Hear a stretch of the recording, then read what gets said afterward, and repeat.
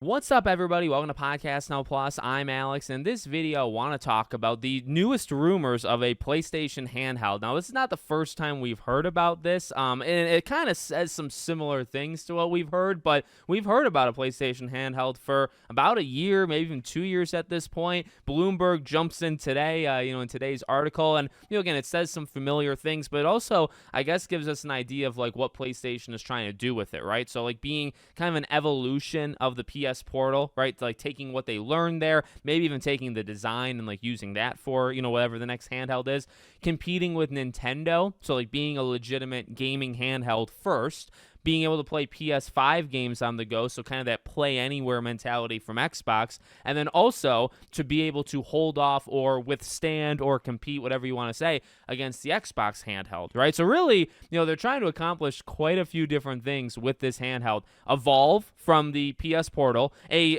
device that many, including even myself, mocked, and I will say I was very wrong about that. Now, I don't have it myself, but I actually really do want it, and I've only heard the best things possible about the Portal, and I'm really happy about that. I think that's actually fantastic. Everybody that got it seemingly really likes it and what it's capable of doing beyond just being an accessory. I think that's kind of the point, right? In fact, maybe that should have been this in the first place, right? Because now this is going to be, okay, that was half accessory, half kind of more than we thought it was going to be with an accessory. Now this is the full-on thing. But they're kind of going for it, right? Being able to play PS5 games on the go, so that play anywhere, competing against Nintendo, competing against Xbox, and entering that handheld space once more, and hopefully being able to do it justice this time. PSP was a very solid console, sold very, very well, established them, back in the day. The PS Vita, as I always say, I think is the greatest handheld console of all time. I know that gets a little pushback here and there, but if you know, you know. I think that was a great console. I still actually play it to this day. It's very, very good, and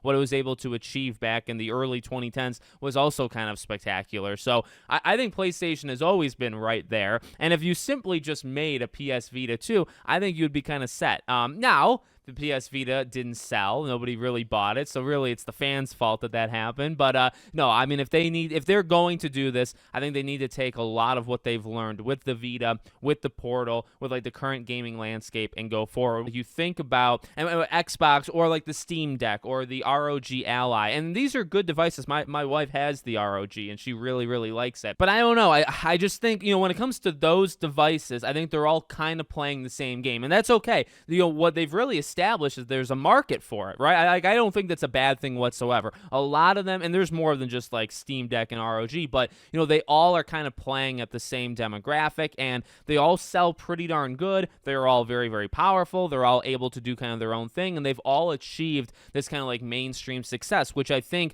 opens the door for Xbox to jump in and maybe try something like that, but with a slight spin on it. And it maybe has PlayStation jump in and say, okay, well, we can do that, but, we already actually have our own history with the stuff with the PSP and Vita, and, maybe, the Switch type thing. Now, obviously, power level is going to have to be more than, the Switches for Nintendo, especially to be able to play PS5. And, if you do this, 2-3 years from now, you're going to be looking, right before the PS6. See, that's something that's a little messy, and that's something that the Vita kind of had to contend with, and I don't think did a really good job. The Vita is the ultimate companion device slash accessory slash whatever you want to say, really for that PS3 gen, where it actually held on really, really well with the PS3. I think, again, that companion type thing, and not necessarily matching the power level, but being able to keep up with it. I think it did a really good job there, but then when you jump gens, then it kind of started to fall behind. It really, obviously a lot has changed, and we're 2 gens past that at this point,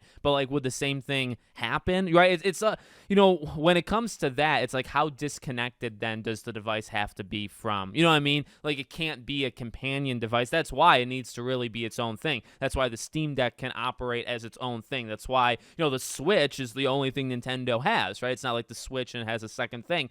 Same thing with Xbox. When they do it, I don't know, doing a companion thing, I think nowadays is very, very risky because just of the technology increases, and they happen so quickly. You would be doing it right at the end of this gen going into next gen, and there would have to be a technology increase there. So that is one thing that kind of worries me, but to be its own thing, that's what it needs to be. And I honestly think while the PS Vita really got helped, I think, from the PS3, like the cross-buy kind of stuff that they did. I think it did also establish itself to a niche audience, but it did establish itself as, okay, this is its own thing. This has its own stuff. You know, the Danganronpas of the world and Gravity Rush and all that. It was able to do it kind of on its own. It didn't need to rely on the PS3. So this one needs to do that times like 10 because, again, that really didn't work all that well. But at the same time, I don't know, PlayStation always seems to do things outside of like the generational consoles that are like hit and miss. Like they're still in the VR technology, even though VR has really never done well for them. The PSVR 1 didn't really sell all that well. The PSVR 2 doesn't really sell all that well. The Vita didn't sell well, and yet they're doing another handheld. And I like that. That's actually that creativity that I think they need more of, where things don't necessarily work, but they see something in it. They see potential in it. They see